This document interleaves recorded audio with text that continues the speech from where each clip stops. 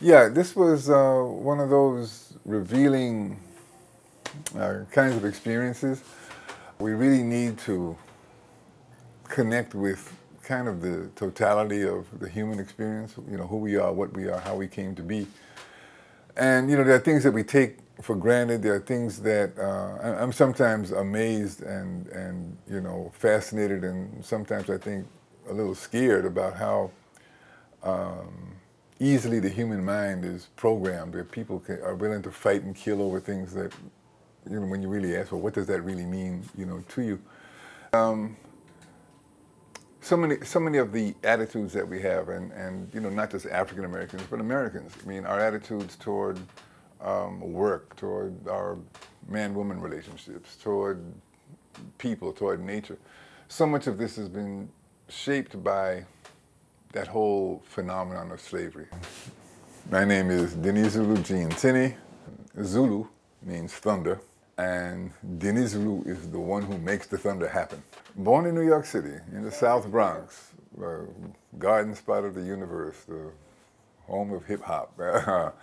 And I had a very, I think, very interesting experience because my family, we grew up in New York City, I did, and around the time in my teenage years, my younger siblings were, you know, a good bit younger.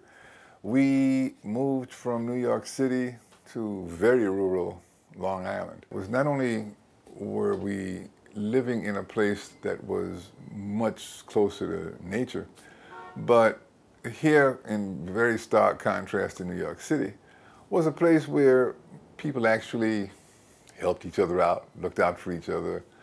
You know, you pass people, you say hello. You know, you try that in the South Bronx, people think, well, what do you want?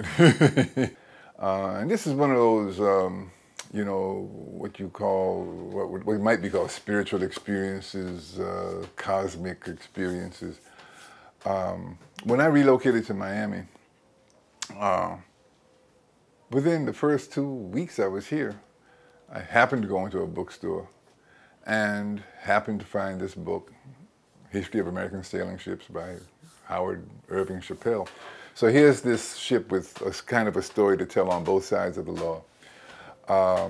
Unlike all other replicas, and so many have been done, you know, Columbus ships, the Viking ships, the Jamestown ships, and so forth, but none to really tell the story of this chapter of history called the slave trade, which is, well, that was, you know, the determining factor, that was the common denominator of the Americas. That is what generated the profits, that's what provided the labor, that's what really shaped the world that we know today. So it really is, it gives us a chance to tell the story, tell it as a human story, something that involves 15, 30 million people. I mean, we'll never know, you know, the total numbers of lives lost or people that were affected by it. And, you know, some folks call it slave trade. Well, you know, we always put that in quotation marks because, no, these were not slaves, these were people. And it was not trade, this was crime, you know, burning down villages, capturing people, killing and just selling the survivors. You know, some folks, oh, well, that's how folks thought at that time. Yeah, the perpetrators thought that way, but what would happen was that there was just a whole feeling that black people shouldn't be that successful because the belief was that, you know, these people were out of place. This is not supposed to happen in America. Right, so just as we look at all of these horrors, I mean, you know, the Holocaust and so forth.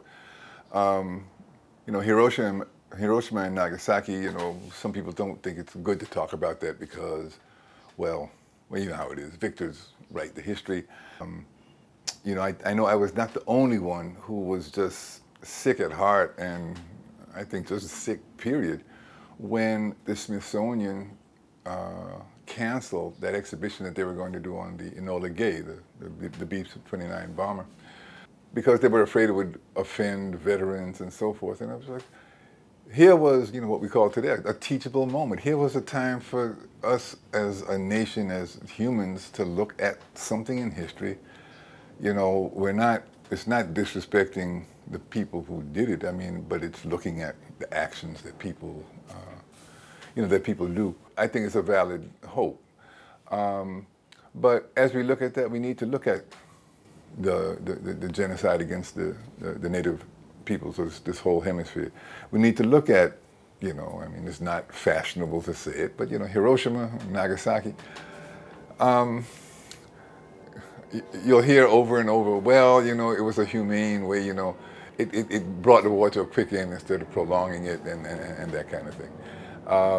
But come on, this was a war that killed more civilians than military personnel. I mean, there should have been a wake-up call that, as human beings, we must and can do better. The part of my life that was, more formally involved in teaching, I think that was one of the things I just felt, consciously or unconsciously, that we really needed to do was to give young people that awareness that there are broader horizons out there. Of course, you can live a full, rich life without doing that, but how much fuller and how much richer, if you have the opportunity.